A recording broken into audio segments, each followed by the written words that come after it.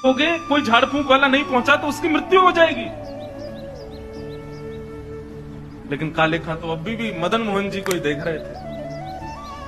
पत्नी ने कहा, यदि मेरे पुत्र को कुछ हो गया ना, तो फिर देखना मैं क्या करती हूं। तुम्हें और तुम्हारे इस मदन मोहन को, दोनों को देखूंगी मैं। ऐसा कहकर के पत्नी तो चली गई।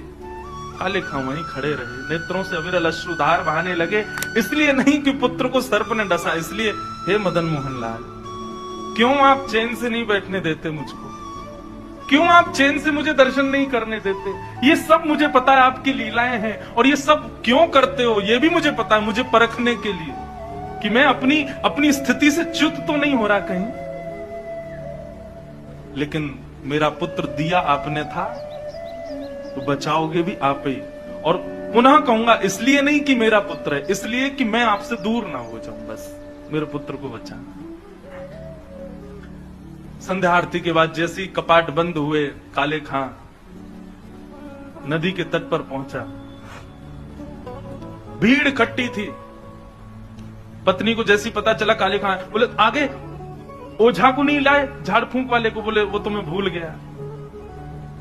इतना कहना हुआ कि महाराज परिवार के लोगों ने काफिर काफिर कहकर के काले खां को सुनाना प्रारंभ कर दिया।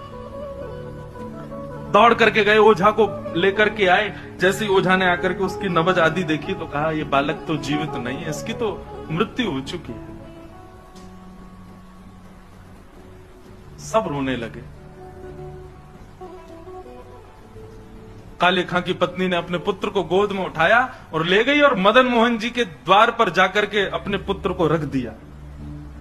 बोले, बहुत कहते थे मदन मोहन लाल जी ने दिया, मदन मोहन लाल जी ने दिया है, तो ये जीवित करके दिखाएं इसको अब। और यदि ये जीवित नहीं हुआ, खुद भी मर जाऊंगी, तुमको भी मार दूंगी, और पूरे परिवार को नष्ट कर दूंगी इन्हीं की दहली पर।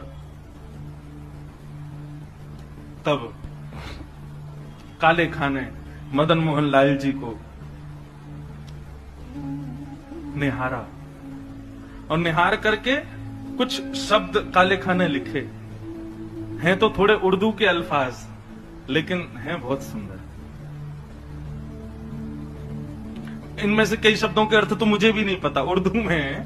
पर एक बात कहें, भक्त की जब चरमोत्कृष्ट भक्ति हो जाती है ना, तो उसकी भक्ति शब्दों के रूप में निकलने लगती है। जब भक्ति चरम स्थिति में पहुंचती है, कहां मीराबाई ने नहीं गाया, सूरदास ने नहीं गाया, तुलसीदास ने, सबने गाया। एक बात नोट कर लीजिएगा, जिसने पाया उसने गाया, और जिसने नहीं पाया वो गा नहीं पाया कभी। यदि बिहारी जी मिलेंगे ना, तो